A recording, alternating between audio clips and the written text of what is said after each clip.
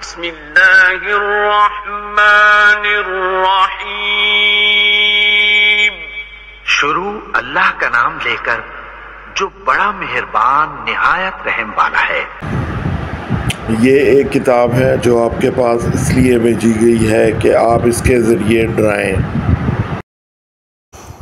آپ کے دل میں اس سے بالکل تنگی نہ ہو، اور نصیحت ہے ایمان والوں کے لیے۔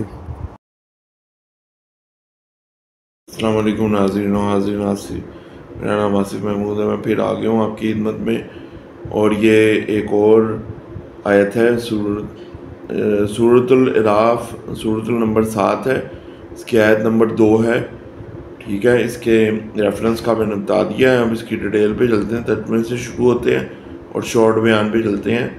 یہ چھوٹی ہی آیت ہے، ترجمہ بھی چھوٹا ہے۔ اچھا جی، اس میں بتایا جا رہا ہے یہ ایک کتاب ہے جو آپ کے پاس اس لیے بھیجی گئی ہے کہ آپ اس کے ذریعے ڈرائیں، آپ کے دل میں اس سے بالکل تنگی نہ ہو، اور نصیحت ہے ایمان والوں کے لیے۔ اچھا، اس میں رسول پاک صلی اللہ علیہ وسلم کو بتایا جا رہا ہے کہ یہ کتاب آپ پر ہم نے بھیجی ہے تاکہ اس سے آپ، وہی کی گئی ہے، مطلب آپ پہ اتاری کی گئی ہے، آپ اس سے لوگوں کو ڈرائیں، مطلب لوگوں کو تلقین کریں، دین کی طرف بلانے کے لیے۔ اس وقت یہی تھا کہ اللہ تعالیٰ اپنے انبیاء کو یہ کہتا تھا کہ لوگوں کو ڈرا کر آپ لے کے آئیں دین کی طرف۔ دین تو اللہ تعالیٰ کا ایک ہی راہ ہے، شروع سے واحد دین راہ ہے، دین اسلام، تاکہ لوگ دین کی طرف آئیں۔ اور اس میں واضح طور پہ بتا دیا ہے کہ رسول پاک صلی اللہ علیہ وسلم لوگوں کو ڈرائیں، آپ کے دل میں کوئی تنگی نہ رہے، مطلب یہ نہ ہو کہ آپ کے دل میں یہ ہو کہ میں نے پیغام نہیں پہنچایا تو میرے لیے کوئی مشکل نہ ہو جائے۔ تو آگے بتایا جا رہا ہے اس میں ایمان والوں کے لیے بہت بڑی نصیحت ہے۔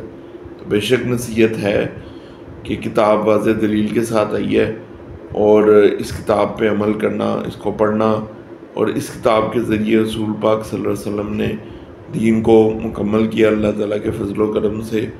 اور یہ کتاب پوری دین کی کتاب ہے، ہمیں اس پہ چلنا ہے، عمل کرنا ہے، نمازیں بھی پڑھنی ہیں، اور سنت مبارکہ صلی اللہ علیہ وسلم پہ بھی چلنا ہے۔ یہی تھا ترجمہ اور شارٹ بیان۔